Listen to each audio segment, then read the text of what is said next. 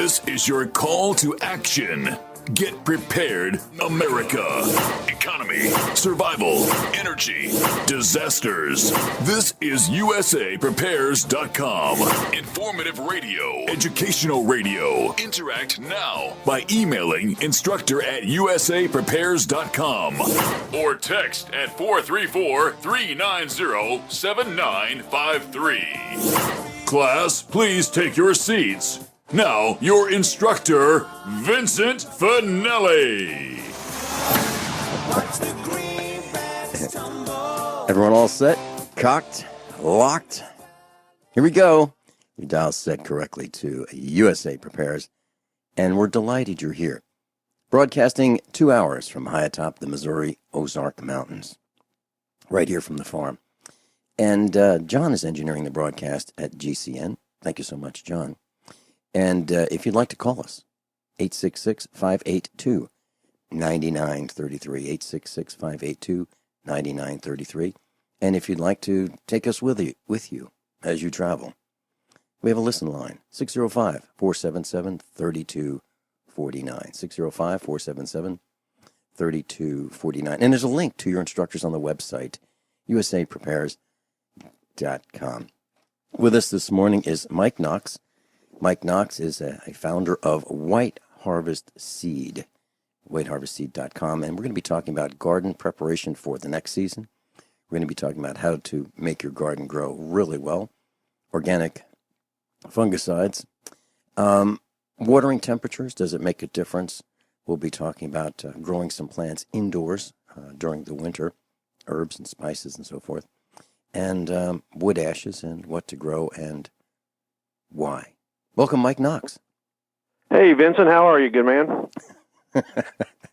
I'm doing well. You know, Mike, you and I had a couple seconds to chat on the phone yesterday, and you travel throughout the country teaching gardening classes in person at preparedness expos. And you got one coming up soon? Yeah, we're actually going to be in the St. Louis area. Actually, it's the St. Charles is the actual town. It's the Gateway Preparedness Expo that's coming up there this weekend, as a matter of fact, there. So, yeah, we'll be there. Come by and see us if you're in that area. Gateway Preparedness Expo and St. Charles, that's this weekend. And are you planning to go to Kansas City at the end of, the beginning of next month, October 1 and 2?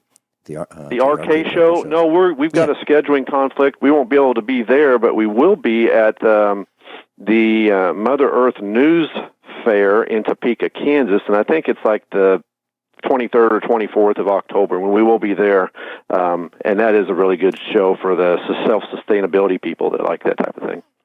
Yeah, I've been there as well, and you're absolutely right. Well, that's great.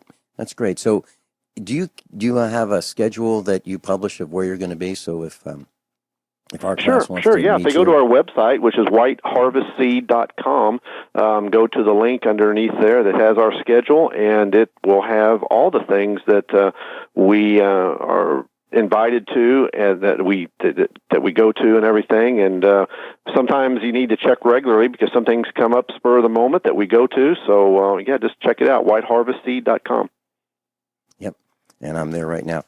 Mike, it's great to have you on the air with us. I wanted to share something with you. I've been traveling on farm adventures, and I've been to some stores as I travel to pick up parts that I need, like when I run over a great big tire tread and it wipes out the lights on our trailer. I pop into the Chinese factory outlet, and what I've seen, I'm sure you've seen the same things as you travel and pull your trailer. All this debris in the road. Well, I've noticed that people look a lot more unhealthy than ever before, and I have a feeling it has to do with not eating the kind of food that the Nocks family eats. You think so? Well, that's something that you see our society as a whole, and you see everything's all fast food and, eat this quick and so I can be on the road, and a lot of those type of foods, of course, do not pertain to a healthy lifestyle and healthy, just overall good health. We I have to be honest, sometimes we are caught up in that trap too, but we try to eat as healthy as we can. And, that's why we work really hard at growing our own food sources. And, there are a lot of good resources out there for people to tap into to grow, healthy stuff, instead of grabbing something high in sugar or salt or whatever, grab you some good grain mix or, granola type mixes type stuff when you're on the road. And those are just as filling and good too. But I agree with you. It's a feed me quick mentality in the United States anymore. Mm-hmm. And I was thinking about Dr. Norman Shealy. He told me on air, he's a friend of yours as well. He mentioned to me that when he sees a fast food place, he just keeps going, even if he's hungry. And for years, I've done my best to do that as well. Sometimes I'll stop into the Arches and get a cup of coffee if that's the only place around. But other than that, get a cup of coffee and keep going. Well, it's interesting, a lot of these fast food places, like you mentioned, McDonald's or Hardee's, those type of things, you've seen their menus change. McDonald's actually is making a big push on all this natural beef and, all this type of stuff. So they're seeing that that's what people are wanting as a whole. So they're changing some of their menus items. Yeah. I stopped at a gas station and it was attached to a McDonald's as I was traveling, I think, toward the East Coast. And there was this very large girl there, and she was a young girl. She was probably in her 20s, but she was very, very large. And I said, I walked in the door. She gave me this great big smile and said, hi. And I said, so how am I doing? I said, great. And I said, so do you eat here? And the guy I was with was laughing, and another guy who was waiting at the counter was laughing because they kind of knew what I was right. saying. And I said, so how's the food here? She says, great. I said, it tastes really good. And I said, okay, I'm glad to know that. Yeah, it'd be a bad thing if she said it was not very good. You'd want to a good scenario there. Yeah, but I was looking at a Petri dish, and I was seeing what happens when you work there and you eat a lot there. So, Mike, we have a neighbor who is a wonderful, wonderful gardener, and he's been to our expo, and he does something that very few of us do. Maybe you do this, but I don't have the ability to do this.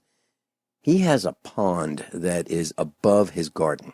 It's just the way his land works in the Ozarks. So he has this pond, and he lets runoff enter his pond, and then he has a water line that is attached to his pond, and gravity flows downhill into his garden. So when he waters his garden, it's pond water, it's brownish, sometimes it has algae on top, whatever is growing in this pond that's undisturbed other than taking water and watering his garden. His garden is magnificent. So here's one of the questions. Water temperature. Does that matter? Because when I water the garden, I think I'm shocking the plants with 65-degree well water versus, the outside temperature of the garden, which might be 80 degrees, 90 degrees, during the summer, maybe even warmer. Do I shock the plants, and is it bad for them? And is he doing the right thing, and am I not doing the right thing? Well, he's blessed for sure to be able to have that set up, because he's getting all the nutrients from, the fish and all the microbes and all that type of stuff that's working in the pond. So, yeah, he's got a great scenario. The one factor that might be an issue for him if he's in a situation where, he has maybe other farmers around him that are spraying chemicals on their property and it's running off into his pond, that's going to get in his water supply too. But it sounds like since his garden's doing well, that must not be an issue. But to your original question, soil temperature, I'm going to maybe kind of a roundabout way to get to your answer, but the soil temperature is very important in plants. Every vegetable has its own preference that it likes to be planted in, the soil temps. And when soil temps are, after coming out of winter, in the early spring, the soils are cooler than the air temperatures. You can have short sleeves on and shorts on, sometimes in the spring after it's been through a cool snap, and then it turns, 75 or 80 degrees, but the soil is still cool. So to get to your answer that, I think there is some possible truth to that, and that's why most people, most gardeners, and most gardening experts per se would say either water early in the morning or early evening. Don't do it during the heat of the day, that's for sure. Because then, like you said, if it's a 90-degree day and you're spraying 65-degree water temp, that's a 25, 30-degree temperature swing. And it is some situations there also when the water gets on the leaves, and if the sun comes out on a blistering day, you can get some sun scald and problems with your leaves and on your fruits. So yeah, there is an element of that, when there's some extreme temperatures.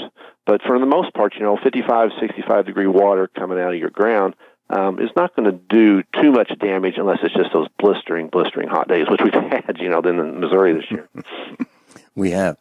I know Dr. Joel Wallach. He's been to our meetups. He's been to the expos, and he talks about wood ashes and how important wood ashes are to a garden. We heat our home with an outdoor wood furnace, so we've got a pile of wood ashes, and we have this cyclone spreader. It goes on the back of a tractor. It probably holds 500 pounds, and we can sprinkle that around our lawn if we have, plenty, or we can sprinkle it in the fields, and we can put some in the garden. What are your thoughts about adding wood ashes? And I'm not talking about burning pressure-treated, wood. I'm not talking about anything other than wood that you might pick up that is unenhanced by chemicals, just limbs that fall down and that kind of thing that you throw in a wood fire and keep the ashes.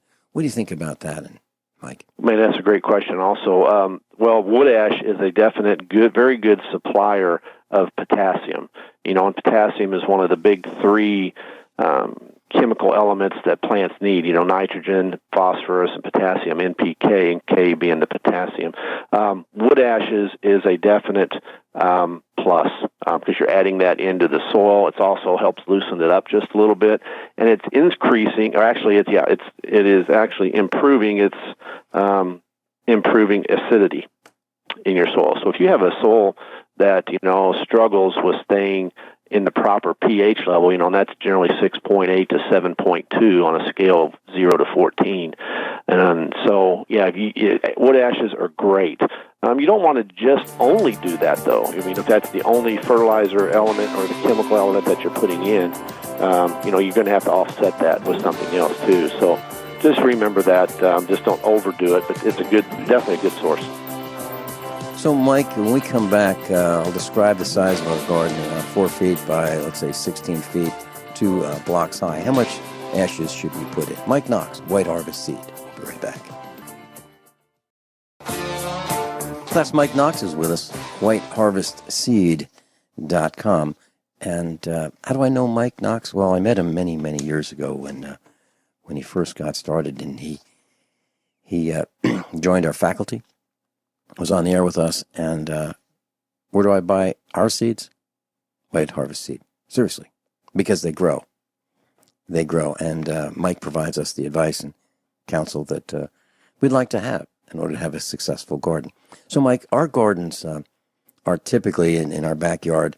They are mostly raised beds, 4 feet wide, inside dimensions, 4 feet wide, 16 feet long, and they're 2 concrete blocks high. And how much wood ash should we put in annually, or how much should we use to start with, and should we top it off, annually or twice a year? What do you recommend? Well, I was going to also mention for the break that, wood ashes sometimes can, on very sensitive plants, they can have some negative effects. It can burn them too. So, whatever amount you put on is important. Kind of the rough rule of thumb, it's going to depend on your soil that you're putting it in. And in your situation with the raised beds, you're controlling the soil that you have in there, so it's not, real clayey or real sandy per se. But the rough rule of thumb is anywhere for per 100 square feet area is anywhere between 3 and 10 pounds of wood ash, depending on that soil texture. If it's in your situation, since you got 4 by 16 is about 64 square feet, so figure about half of that. So I'd say anywhere from 3 to 5 pounds in one of those beds would be fine and spread out. But you definitely want to do it in the fall, early fall like this time of year or through the winter, early winter, so because it takes a little bit of time for that wood ash to decompose or break down into the soil nutrients. So definitely don't just put it on, right in the beginning of the year when you're getting ready to plant, or during the year when your plants are growing, because you probably will have some negative effect. You want it to work in. So, and that's where those soil tests come into play that you can buy from your local nursery or seed supplier, or you can get it from tests done by your county agent, the conservation agents and those type of things, and they give you a rounded report, because that's really what I would probably recommend for most folks, especially this time of year, to get your soil tested. Test it to find out what it's low on, because your plants that you've grown this year have eaten up everything that you had at the beginning of the year. So what you were high on early, you may be completely out of now in your soil. So a soil test I'd recommend. That way you can go about correcting it with what the things you need to add. Mike, one of the things I looked up on the internet years ago was soil test kits. And you can spend very little money, or you can spend hundreds of dollars on your own soil test kits. And what I ended up doing is I bought some test strips on eBay, and I just put the test strip in damp soil, and I pull it out a little bit later, and a couple seconds later, and read what the pH is. But that's the only thing that I'm measuring as a quick and dirty test. Do you think that that's okay, or am I just wasting my time? No, that's not. It's not a waste of time. You're just not getting the full story. Right. pH is a very important level to monitor through your garden. And like I said, most plants, when you look at them, they all have their own little preferences. But between 6.8 and 7.2 is the ideal pH range. But some plants, like corn per se, they like nitrogen, higher nitrogen level soils. So if you do a test and you're just doing pH, that's not going to tell you anything about nitrogen. Just as well as, if something needs a little bit more acid. For example, onions. If you want sweet onions, you don't want to have a soil that's high in sulfur. So if you don't have the test that tells you if there's how much sulfur's in your ground, you may just be planting your onion seed in a soil area that's not going to do anything for you. So the soil tests are important. And, and what I always tell folks when we're at shows and things, is don't just go out and, if you say you have a 10 by 10 garden or a 10 by 20 foot garden, don't just go out in the middle of the garden and think that's the whole, when you do your test from there, that's going to be a good representation of everything. You need to do 3 or 4 different tests in different areas, because what's high in one area or low, it could be totally different just 3 or 4 feet away. So get a well-rounded test. We sell these little test kits that do the NPK, the 3 big fertilizer elements, and the pH levels. But the county cooperative agencies, those they do a big, well-rounded test. When we come back, Mike, tell us about your test kit, please, and what it costs and how we get it. That'd be great to know. Mike Nocks, whiteharvestseed.com. We'll be right back. Mike Nocks is with us. Mike, when I began farming, I learned early that we take soil samples from many locations throughout the fields that we're going to fertilize and lime. And so we would identify the fields as field number 1, 2, 3, 4, etc. And then we would dig down about 6 inches, and we take a sample and put it into a clean plastic pail. And then we would mix all those samples that we've taken from around the fields together, and then combine them into one sample, and then have that tested. And that's exactly what you were talking about with a garden sample for testing the soil. So please tell us about your soil test kit. How does it work, and what does it cost? Oh, they're really really economical. We have 2 different sizes. We have one that does 10 tests, and then we have one that does 40 tests. And each one of them will do tests for pH, nitrogen, potash, or potassium, and phosphorus. And all you simply do is you take a little. There's a little. Each test has a little glass vial per se, and you just put a little bit of dirt in there with a little water, and you break open one of the little color-coded tablets and mix in with that, shake it up, and then whatever color it comes back, You just compare it to the color chart, and that's what it will tell you whether you're high or low or what you need to do. So yeah, they're very simple to do for the average home gardener to get a good all-round beginning test results. And the prices, I think the 10 test is $6, and the 40 test kit is $13.50. So, and I think most of the conservation places that you take it to, I've heard anywhere, some places, depending on what county you live in your state, it can be free, it can be $15, or it can be 25 or 30. So it just varies depending on the agency. Mm-hmm. Yeah, it's $5 in our county, or at least in our little hamlet up the road from you. And Mike, you and I are about maybe 20 miles apart, and our farms are about 20 miles apart. So we're neighbors. Sure. Mike, leaves.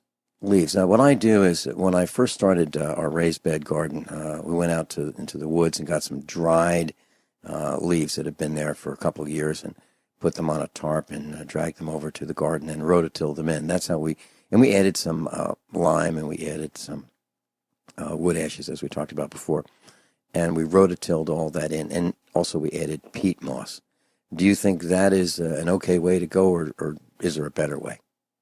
Oh my, yeah, leaves are awesome. If you're fortunate in your location to have a little bit of timber or access to a little bit of timber groves, type thing, yeah, leaf mold, leaves, they kind of the rough rule that I've heard and researched is that leaves, when they're chopped up and you use them as a compost, they'll provide 80% of your nutrients and minerals, trace minerals that your plants and gardens just live for. So yeah, but the key is, don't just go out and get a bunch of leaves and just throw them on your garden. You want to chop them up. You want to run them through your lawnmower or leaf shredder or whatever you may have, because the smaller you get the leaf particles, the better it'll break down. It won't just be a slimy mess and in the spring.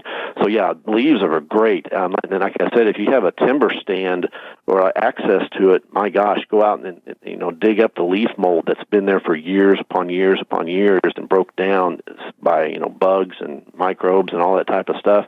And man, you throw that on your garden area, you're going to see some dramatic results. You really will. Mm-hmm.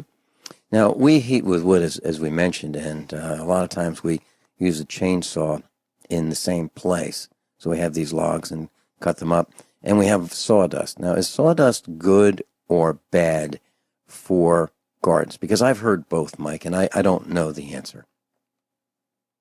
Well, from my experience, when we first moved down here, the soil that we had kind of a raised bedish type area that we also had we were working into trying to work the soil up, and like since you said, like we're neighbors and everything, the rocks down here are pretty rough in Missouri. So we added a bunch of sawdust to our area, lots. And the rough rule of thumb is it's one of those things you don't want to overdo it. It's kind of like the wood ashes. Sawdust, especially fresh sawdust, will rob the nitrogen out of the soil. It just kind of is like a sponge. And you want nitrogen in your soil, of course. And, you have to replace that nitrogen, add to that every year. So if you put in a bunch of sawdust, you're robbing your soil of the nitrogen. But if you have some aged sawdust that you've had around or had in your compost pile, you can add that, but just don't go crazy. Like I said, you want to have a good mixture of compost elements, and sawdust is one of many that you can put in. I worked with a guy many years ago, Mel Bartholomew, is kind of the guy that originated the square foot gardening technique, and his mixture of his soil mix, especially in raised beds, was one of the three elements was 5 different composts that he mixed in with the other elements, and I think the other elements were vermiculite and peat moss. But that mixing up the variety of the compost side is going to give you the more balance of minerals. If you just put sawdust on your garden, you're going to struggle in some other areas on the nutrient level. Mm-hmm. And what about different kinds of woods? For example, on our farm we have black walnuts, and I've heard that if you have a black walnut tree near where you're trying to grow a garden, it just flat out won't grow. Have you experienced that as well? Yes and no. For me personally, I have one of our gardens is right directly underneath a walnut tree that was just due to where we put it and where we had the space to do the garden. And I've noticed over the years some things don't do well there, and some things do okay. But there is truth to the if you're surrounded by a lot of walnuts and it's the roots give off some type of element, chemical element, nutrient element that is not, really great for good garden growing. So there is an element of that. If you can avoid it, definitely do it. But sometimes people are limited in their yards and spaces, and they don't have any other option. If you don't have an option to plant in the ground, I would do what you do, and what we do also is the raised bed, and then that's not really an issue because you're not into the ground where the roots and stuff are. Or containers. We have I don't know if they came down in your neck of the Ozarks recently, but they had these, the guys that trim the trees for the power lines. Mm-hmm. And did they come down your way recently? They've been down within the past 6 months. They've got pretty much all our power lines up to snuff right now in our area, but they came down about 6 months ago. Well, so what I did, Mike, was I went over to what looked like the lead pickup truck there. And what they were doing, they were cutting limbs so that they wouldn't touch the power lines, and they were grinding them up into wood chips. And so I went to the lead guy and I said, if you don't have a place for those, we'd love to have some of those on our farm. And he was going down our road in the next couple of days, so they dropped them off 3 loads of these wood chips, but they have no trouble disposing of them because it's like I had to get in line to get, That's for sure. They're very popular when they come down the road. Yeah, like everybody wants to be their friend, and so I was able to get the wood chips from along right in front of our farm. So I think what they try to do is make it fair. So if they're cleaning up by your farm, then you get those wood chips, right, and so forth. And so what I did was I left them in a pile, and I plan on letting them decay into compost. Now, is that something that I should put into the soil in a couple years, or how long should I wait, or should I not do that? Or should I use it as a mulch? What are your thoughts on that? Well, in the green stage, like you probably saw that when they piled it up, it was giving off steam, so it's getting hot, in the sense of it's doing its composting thing. I generally tell folks, and what I've done in the past is I just let it set a year, and it breaks down. The longer you let it set, of course, it turns into better compost. But we use a lot of mulch. We have a sawmill guy that's near us that we are good friends with, and he lets us come over and get some mulch really reasonable priced. And I use that in my gardens as a weed barrier. And then as the seasons go on, when I'm working the soil, whatever, it tills into the soil and works into the soil and eventually breaks down. And so, yeah, it's a great, if that's a avenue that you can get from in your area and for your gardener listeners, definitely. But like you said, they're very popular. You got to catch them quick when they're in your area. Yeah. So when you put this sawdust down, we probably have the same friend that has a sawmill. And when you put the sawdust down, do you put that on top of your garden? Do you put that around the base to prevent the weeds from going up around the blocks? Do you do all of that? Well, like I said, I use the mulch more from in our gardens. The research that I've done, like I said, too much sawdust will rob the nitrogen, but for some reason, mulch, in its bigger form, doesn't have that issue. And so I'll put down, layers in between the rows if it's in our row crop area. I usually don't use it in our raised beds whatsoever, but I use it keep the weeds down as a barrier for the most part. And put down 3, 4, 5 inches, whatever you can put down that's reasonable, and let that set in. And it breaks down. It takes a little bit longer to break down than sawdust. So you're going to have that, but the weed barrier is what I use mostly for in my gardens, and it does really well. Plus, it keeps the moisture in the ground during the hot seasons, which is what your plants need, because if your ground is exposed to the air and the sun, it dries out and cracks, and it just causes you major problems for the water side of gardening. So, yeah, I like mulch. I mean, if I had to go to the store at Walmart or whatever, and buy it at $4 a bag, I probably wouldn't be using it, because that's pretty too expensive for me. Yeah, and we don't know what else is in there as well. I mean, correct.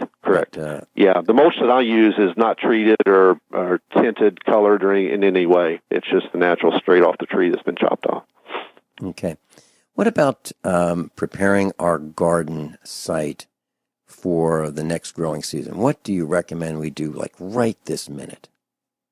Well, like I said earlier, soil test would be one thing that I would possibly consider doing, so that you know what you need to do. Right. But definitely clean up. Get your weeds pulled up, get the plants pulled up if they've died off, and if there's any of those plants or weeds and things that are diseased in any way, don't put those in your compost pile. And well, I hear the music, so I guess we'll catch up on the backside of it. Yeah. And let's talk about that compost pile when we come back. How do we make one? Is it just a heap, or do we use some kind of netting or fencing, or what do we do? We'll be right back. Mike Nocks, whiteharvestseed.com. Mike Nocks is with us, White Harvest Seed Company, whiteharvestseed.com, and there's a link on page 1, usaprepares.com, to White Harvest Seed. So if you're traveling and you can't write while you're traveling, just go to usaprepares.com, page number 1. Also, on the instructors tab of the website, link to Mike Nocks. Mike, making compost. How do you recommend that we set up a compost pile, compost container, so forth? What's the best way to do that? Yeah, there's multiple. I mean, it depends it all really boils down to how much you want to spend. If you want to buy the self-enclosed ones that you spin or have lids made out of plastic, those are going to be a little bit more on the higher side of things. Or you can just use straw bales or even wood pallets, to box it in and just pile it up inside. The key thing on compost is this, though. You want it to make it work properly. And what I mean by work is to heat up above that 160 degrees, which is what kills all the bacteria, diseases, and all that, and the weeds, the weed seeds that are in that type of thing. And, the way to do that is you got to have the proper mix between what they call brown and green, the carbon and the nitrogen. And essentially, and I always get this mixed up, but I think I've got it right here for your folks listening, is that you roughly want 30 parts of the carbon, which is the brown, mixed in with 1 part of the green, which is the nitrogen. Now, people always ask me, well, what's brown? What's green? Well, I can give you kind of a rough list. The browns are the source of carbon, are like straw, hay, corn stalks, bean vines, leaves, a little bit of wood shavings and sawdust. Those are the type of things that are considered carbon-based. And the green things are things, such as, grass clippings, your kitchen scraps off of your table. But one thing I want to make sure they understand is when you think of kitchen scraps, don't include your meat products or, meat bones or your meat fats. Those type of things, even though they do break down over time, they do not benefit the compost working at its most efficiently. Plus, it draws all your critters and stuff that are hungry for a chew on a bone or whatever, too. So don't put those type of things in. And manures are considered a green product, too, but don't use any manures such as dog or cat leftovers. You only use, your herbivores like your cows, your horses, and goats and rabbits. Rabbits is actually your best manure to use in your garden or any type of thing. It is very, very good potency, and goat manure also. Mike, what I did was I bought what's called a cattle panel on them. I know you know what they are. They're about 50 inches high, and they're about 16 feet long. And they're a kind of a heavy wire fence. And I just made it into a circle. And Perfect. That's it. I tied the ends together with some metal wire and or iron wire or steel wire and galvanized. And so it's this round cylinder that's made out of a heavy fence. And we just throw the compost items in there, the potato peels, the banana skins, those kinds of things, plus a small amount of grass clippings, plus leaves and sawdust, and that's what we do. So are we on the right track based on what you said just a few minutes ago? Perfect. The only thing with that type of setup is it's going to take longer to break down, which is, over a year, which is fine. And that's what you never can have enough compost. So having one of those type of bins set up is awesome. to get, if you have the proper ratios of what I described, and you have it, and you keep it stirred up, and you're monitoring it and adding water on a regular basis, those type of things, you can have good compost within 21 to 30 days. But the way you're describing it is a good way to do it, to have as a resource for you down the road in a year from now. And if you keep doing it as a regular cycle, you always have compost available for you for your starting plants and putting in getting your plants off to a good start. So yeah, definitely that'll work. Mike Nocks, thanks so much for being with us in class.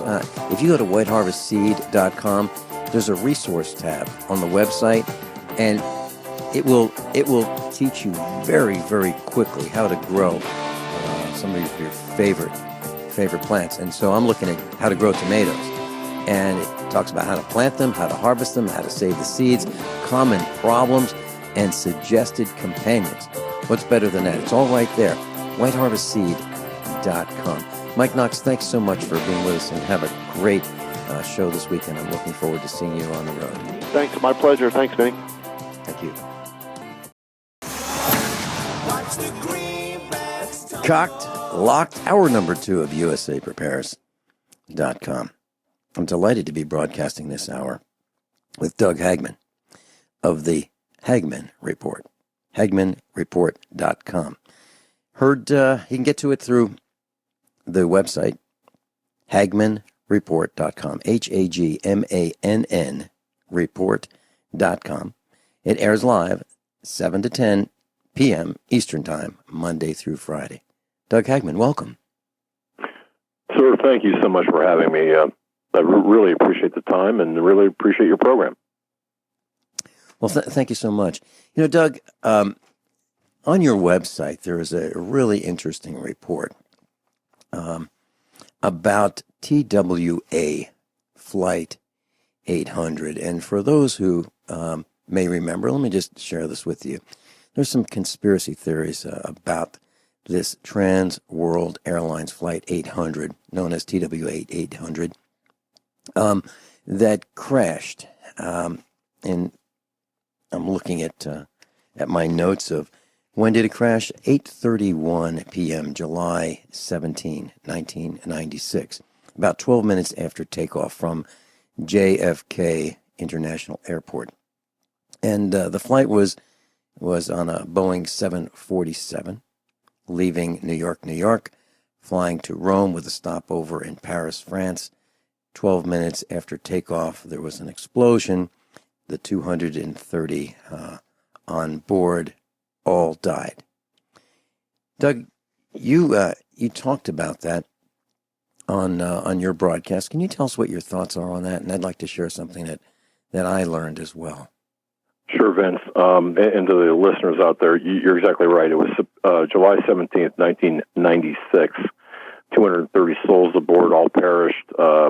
You're looking at a commercial aircraft 12 miles out of East Mauritius, New York. That's off of Long Island, and you're dead on 8:31 p.m., 12 minutes after takeoff. Indeed, the plane came out of the sky, and the NTSB accident investigators from there, they actually turned over the investigation. I'm really kind of making a lot of information, just summarizing a lot of information, but they turned over the investigation essentially to the FBI and the CIA. It's been unprecedented before this time, ever for an independent body, the NTSB, turning over an investigation to the CIA and FBI. It's without precedent. If there was indeed a mechanical issue, that would have never happened, but nonetheless it did. And I've found this out through my own investigative research, 30 years as an investigator. However, the bulk of the research, the bulk of the investigative findings has come from a gentleman that has become a good friend, and I respect him as an investigative journalist himself, and that's Jack Cashel, the author of TWA 800, number of books and number of articles on that subject. In fact, I'd recommend everyone grab a copy of his latest TWA 800, The Crash, the Cover-Up, and the Conspiracy, because all three elements exist within that incident. But the relevance of this crash, just very quickly, the relevance today to what happened some 20 years ago has never been more important for this particular cover-up, the conspiracy behind the cover-up, the elements, the individuals, the entities involved in this cover-up are the same players, even down to Hillary Clinton, as they are today. The same lies, the same liars, the same story. The same template is being used to cover up things like Hillary's real the physical status, what is really taking place, now bringing us to the point of constitutional crisis. But to circle back around, the incident with respect to TWA 800 is so egregious, so in your face, that we were told to believe that this aircraft, through a CIA operational analysis offered to the public, this aircraft actually climbed in altitude after some sort of catastrophic mechanical failure, when in fact all evidence that has been suppressed, manipulated, massaged, suggests that it was struck by not just one, but perhaps more than likely two missiles. But no one, and I want to stress this, no one is ascribing blame. No one knows where those missiles came from. If they were, if they were an artifact of exercises, military exercises, our side off the coast, because there were, or if it was from a terrorist attack. Really, that's secondary to the point that this incident really, when you deconstruct what happened, it tells everybody that there is literally a smoking missile here, or a huge cover-up and conspiracy to commit a cover-up that rises, in my view, to the level of a criminal conspiracy and a criminal element. I don't know if that answers your question, but I try to be as succinct as possible. Yeah. Well, Doug, I was traveling in my vehicle, coming back from a consulting agreement at one of the school systems, and it's about a 45-minute trip from my farm in Virginia to the consulting location at a school system, and it was a regular trip that I made many times a week. And I was traveling at that time in rural Virginia, and I was listening to AM talk radio. And Curtis Sliwa was the talk show host on air at that time. And he took a call, and the call came in from a man who was absolutely frantic. He said, Curtis, he was stuttering, stammering. A plane just blew up. A missile went from the ground or from the water, and it just blew up the plane. And Curtis was like, well, I haven't heard anything about that on the AP wire. And the guy was absolutely insistent that a missile was launched. An eyewitness live of a missile launch going up and taking this plane out, causing the plane to explode in air. And so Curtis Lewa said, all right, let's go to a commercial break, and let me see if I can find something on the newswire. So he went to a break, and he came back a couple minutes later. He said, "There's nothing there. There's nothing on the newswire about this happening." So is this guy kidding that called, or is this a hoax, or what is this? And the caller said, no, it couldn't possibly be. It just happened, seconds ago, or a moment ago. And so Curtis said, all right, let's clear the lines, and let's take some calls and see if there are any others in New York City and the surrounding area that have seen this. Give us a call, and we'll put you on the air. Call after call after call came in, and everyone said the same thing.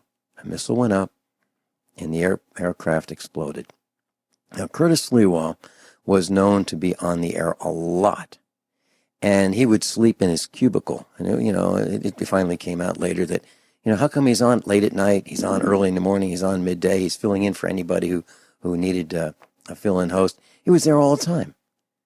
Now, so he was on, and he was taking these calls that described this missile, this explosion, from these witnesses, all saying the same thing, before the AP Wire had the news. And then the next morning, Curtis was on, and I tuned in to listen to him, and there was no discussion of it. It was like it never happened. How can that be that all these witnesses who had this massive story, it disappeared by the next morning? So the only conclusion that I could come to, Doug Hagmann, is that someone talked to him and said, you absolutely positively will not discuss this. Yeah. Or else. Well, there were so many witnesses. We're looking at 244 eyewitnesses, reliable eyewitnesses at the bare minimum. At their minimum. Now, I do know that Jack Cashel, I think, is interviewed that many at least, but it's been documented that have seen. We're talking reliable eyewitnesses that can be described as seeing something arising from the horizon to the plane itself.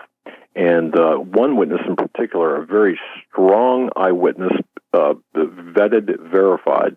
This is a woman who who gave a statement to the FBI, described what she saw as a streak coming from the horizon to the plane, and engaging in what she called an upside-down Nike swoosh, where the whatever it was coming from the ground hit the plane and destroyed the plane. The destruction of the plane occurred afterwards. Now, the reason I mention this above all others, this one witness, is because once the FBI got her statement, that was buried, that was prevented from ever seeing the light of day.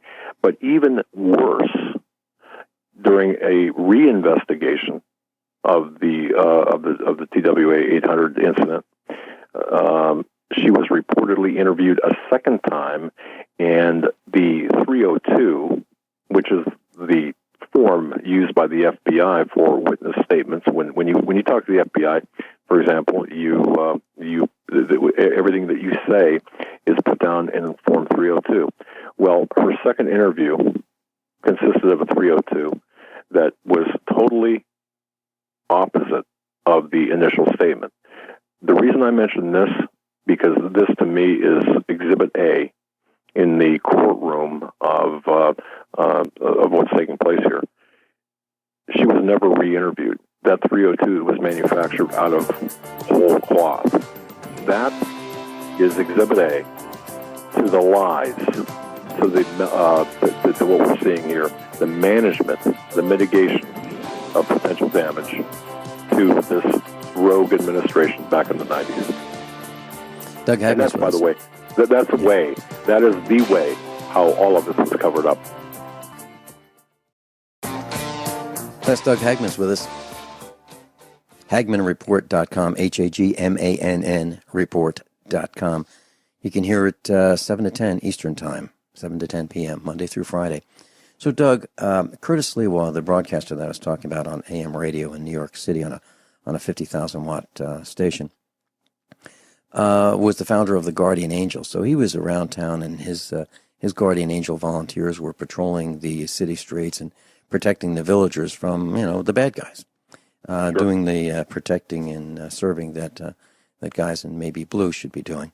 But anyway, he was on the air a couple years later, and I was taking some calls, and a caller called in about what happened after being interviewed by the FBI. And this caller said that the FBI said, no.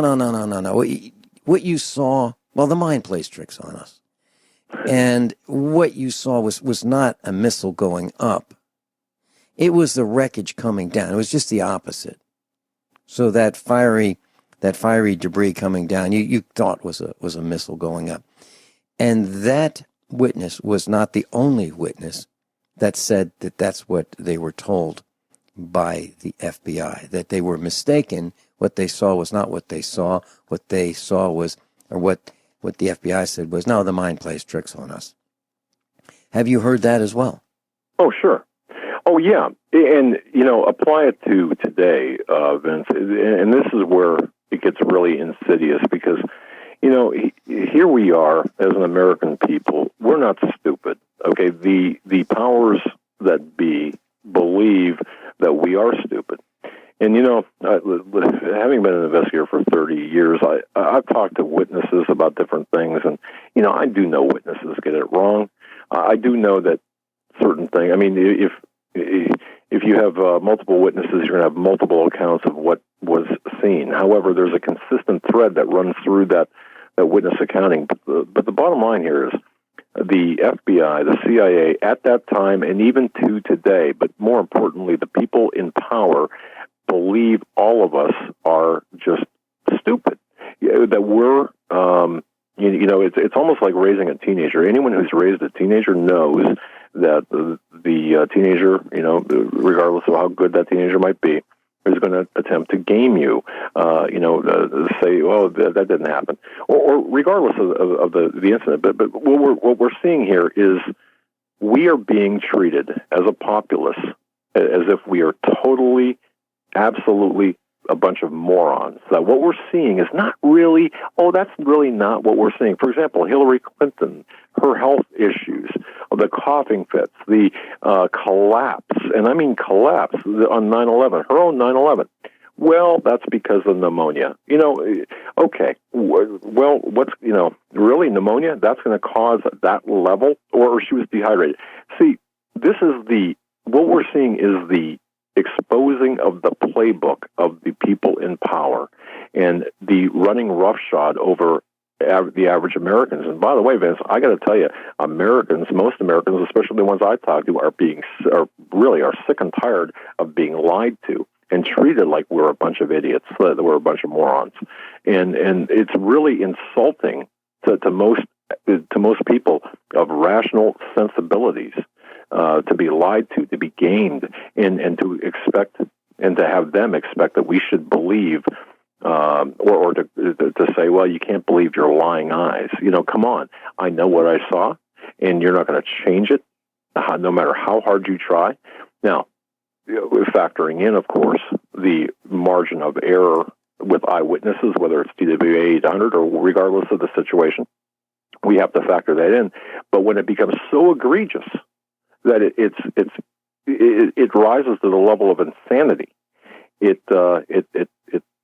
boggles the mind. And I'm reminded of a quote from Thomas Jefferson, who said, "If a nation expects to be ignorant and free, it expects what never was and never will be." And that's kind of where we're at today. Yeah, our system is based on having an educated people and an informed people, and actually, I don't think for the most part we are. Some of us think we are. Some of us watch the mainstream media and get brainwashed and might believe some of this Hillary Clinton and Bill Clinton. The lies surrounding it. When we come back, Doug Hagmann, let's talk about if we know who was on Flight 800 and were they to be killed. So, years ago, we thought that they'd never bomb a building to kill a person. There are too many people that, might be collateral damage to that bombing. But now we're seeing more and more reports of 50 people being killed in a bombing. This is becoming more and more mainstream news. So on July 17, 1996, departing from JFK International Airport with a stopover in an airport from flight to Rome with a stopover in Paris, France, 230 people were killed. Now the question is, we have drone strikes, we have missile strikes, and lots of people are killed with all kinds of bombs, and there seems to be a lot of collateral damage when maybe just one person was the target of a planned execution by these defective people. Who was on the plane? Do we know? Well, a good question. And I know people have looked at this. There were, 230 who perished. Of course, 18 were the flight crew. And then you had people riding deadhead back to their respective locations. But, out of the 230 people, 13 countries, there were the passengers were from 13, and crew were from 13 different countries, from the United States to Belgium, Denmark, France, and so on. It's interesting to note that, we looked at the passenger manifest. The passenger manifest was published in a couple of different publications. So, were there any people on board, I think is your question, that would warrant additional scrutiny?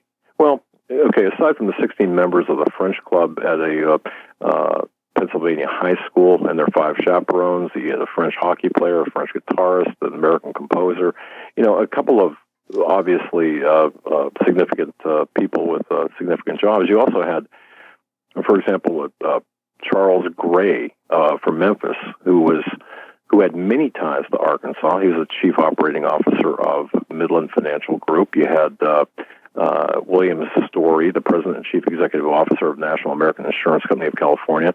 You had the CEO of Danielson Holding Corporation and a partner in the investment firm from Whitman, Heffernan, and Ryan and Company of Connecticut. It's interesting to see Charles Beatty, who was a senior systems engineer with the Naval Surface Warfare Center in Virginia.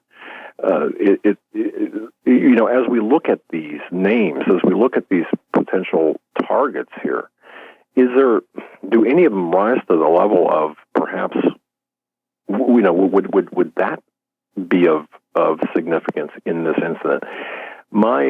Having looked at this extensively, my gut reaction in my research or reaction after research tells me, no, not really. I mean, there's some interesting connections, but I don't think that would speak to motive or even opportunity in this case, unless, of course, you've got some insight that I don't know. What I've heard and read in the past, and this was many, many years ago, was that there were 2 individuals that had information that would be extremely damaging to Bill Clinton that were on board. Now, I can't prove it. I don't know if I can find that information again, but that's what I heard and read many, many years ago. And that information was so damaging that that's the reason the plane was taken down. And I just did a quick search, and I typed in to a search engine, Clinton, deaths. And, one of the posts says 90 suspicious deaths of individuals close to Bill Clinton. And, you think about that. Who the heck would want to be close to the Clintons? It's a dangerous place to be. I certainly wouldn't want to be next to. Sure. One of our instructors was a Walmart trainee for since high school years. For 20 years, he went to, we'll call it quote unquote Walmart University. He met Sam Walton. He met Hillary Clinton at the corporate headquarters there, and he said she's evil, and she was evil, decades ago. And when you look at the lies about her health, it seems like she really truly is a congenital liar. Just can't stop lying about anything. And one of the most dangerous things that I'm thinking about is if she were to be selected as president by the Electoral College, certainly not by us, that would be probably the worst thing that could happen to the country at this time. I can't think of anything that would be worse than that, other than an asteroid hit or World War III. Do you think it's as dangerous as I do?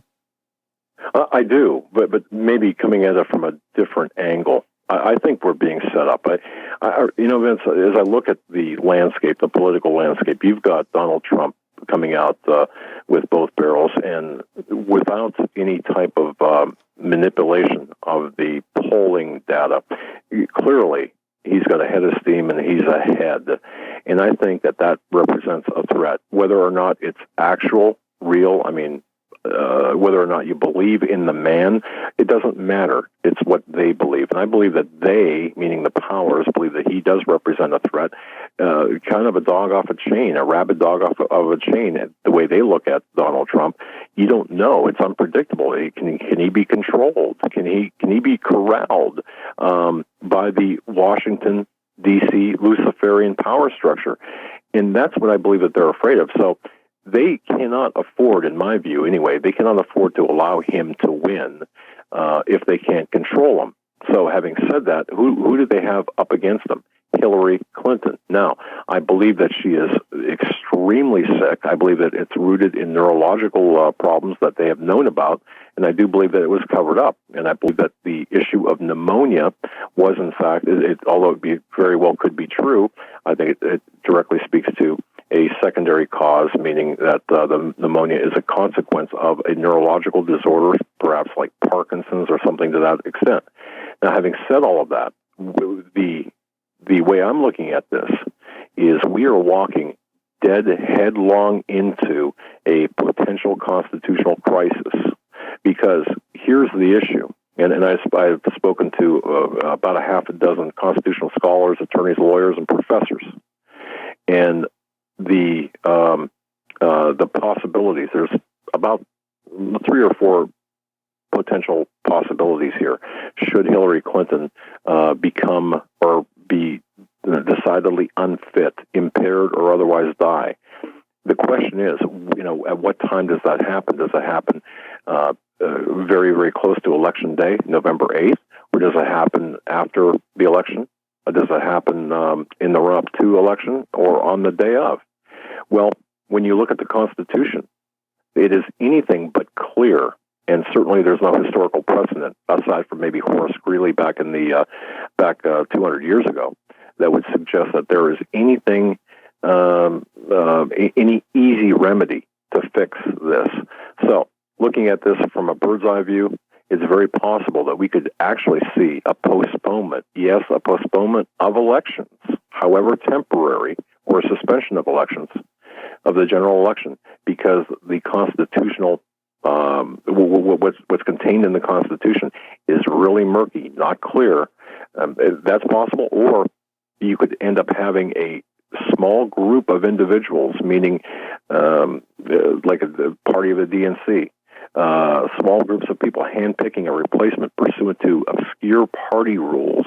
And this is spelled out, and I found this and I was directed to this treatise, if you will, by a law professor, now author, back in 1994. Oddly enough, it's contained in the 1994 edition of the Yale Law Review, who spells out the potential problems associated with what we're seeing take place right today. So I believe, in a nutshell, I believe that what we're seeing today is the exploitation of Hillary Clinton to such an extent that her election, or Trump election, selection, if you will, whatever, voting in, the legitimacy of our elections will be called into question in some way, shape, or form, to such an extent that if Trump is elected, his leadership and his election will be questioned at the very best. I mean, at best, that's what's going to happen. At worst, we could potentially see a postponement of the elections or even a suspension of the elections, because the Constitution, even though we've got the 33rd Amendment, or the 12th Amendment, and other amendments as well to address this, it is still not clear if a candidate drops out or becomes, impaired, unable to serve, if that candidate drops out just right before the meeting of the Electoral College. And by the way, Vince, to explain this to the average person, it's so difficult, because a person's got to have at least a rudimentary understanding of the Electoral College when they meet, the fact that, it's nestled into the states as opposed to a federal deal. So, you've got to have an understanding of that. And people in America today just don't have that level of understanding. They missed poli-sci class or civics class, or they slept through it, or they yawned, all through it. So what we're seeing is, in my view, we're being set up for a constitutional crisis designed to challenge the legitimacy of a Trump win or usher in a candidate of their own selection. Doug Hagmann, in the circles in which I travel, I haven't met a single person who is pro-Hillary Clinton. Not one person. As a matter of fact, they despise her. They despise her so much that they can't understand why she has any traction whatsoever based on the body count, based on Bill's zipper problems, based on the affairs, all the things that the Clintons have done, which we're all told, no, that's bad behavior. You just don't do those things. You don't lie, cheat, steal, accept bribes, sell influence, sell political office, sell the White House, sell the Lincoln bedroom. You just don't do those things. You don't have affairs in the governor's limousine and in the McDonald's parking lot with the manager of McDonald's. That came from Larry Nichols. You don't do those things, and I can't understand how she has any traction whatsoever. We'll be right back. Class, this weekend, arcade gun shows. Lexington, Kentucky, Atlanta, Georgia, Denver, Colorado. That's September 17th, 2016. Lexington, Kentucky, Atlanta, Georgia, Denver, Colorado. And October 1 and 2, arcade prepper shows at the Kansas City Expo Center, Kansas City, Missouri. Rick Miller's going to be there, Matt Stein, Craig Douglas, Storm and Norman Cantwell, and I'll be there as well. And you can see us there. It'll be great to spend some time with you one-on-one, and maybe we can even have dinner. So that's October 1 and 2 at the Arcade Prepper Shows, Kansas City Expo Center, Kansas City, Missouri. Doug Hagmann, what should we be concerned with right now? What news events pique your interest that we should be watching very carefully, and why? Wow. A great question, especially in the amid of all of the white noise that's out there. You know, if I could just say one thing, I would recommend people look at the bigger picture of things and understand how each headline that's relevant to today, how it fits into the bigger picture, because we have a lot of people out there looking at the minutia, which is fine. I mean, we have to keep track of things, but we have to see and understand that the globalists who are in power, as opposed to, you know, the nationalists, we'll say, or the people who hold the power, we have to understand what their long-term objectives are. And in so doing, we have to understand that everything that we see is being managed, manipulated, or spun in such a way that we're being gamed every day. So the news headlines, for example, you've got Hillary Clinton. Everyone's focused on the video. Oh, what's wrong with her? Well, that's fine. Go ahead and focus on that, but also look at the bigger picture. How will this impact the larger picture, and that is the elections? Will her, let's say she remains in the running and is propped up by her facilitators, covered by the media. Let's say she loses to Donald Trump. We have to be thinking 2 and 3 steps ahead of our adversaries, the people who want to destroy this country, because I do believe something like that will cast a doubt on the legitimacy of a Trump victory. So thinking ahead from there, what will happen? What's going to be the collateral effect of that? Well, when you look at it, it's going to be basically a takedown of our country from within.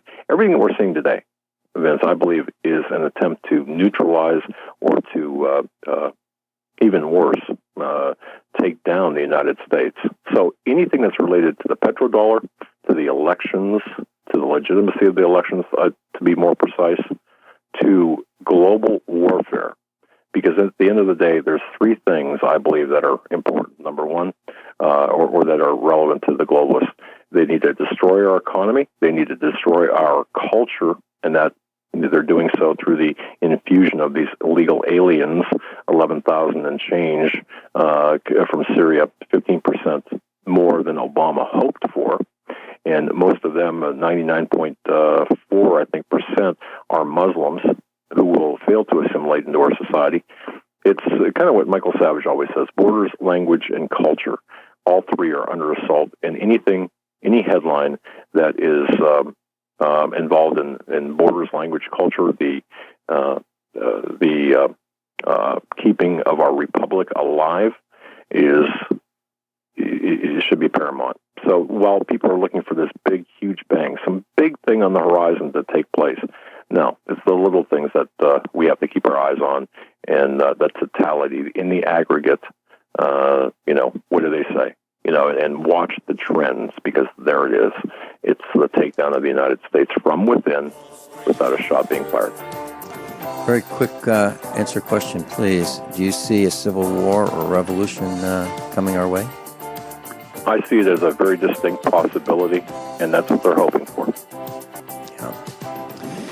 Yep. Doug Hagmann, thank you so much for being with us today. HagmannReport.com.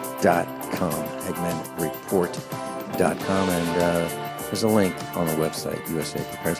Doug, thank you so much for being with us today in class and teaching us, sharing your expertise and knowledge and experience. That's above all, you, honesty and integrity. What happens next is up to you.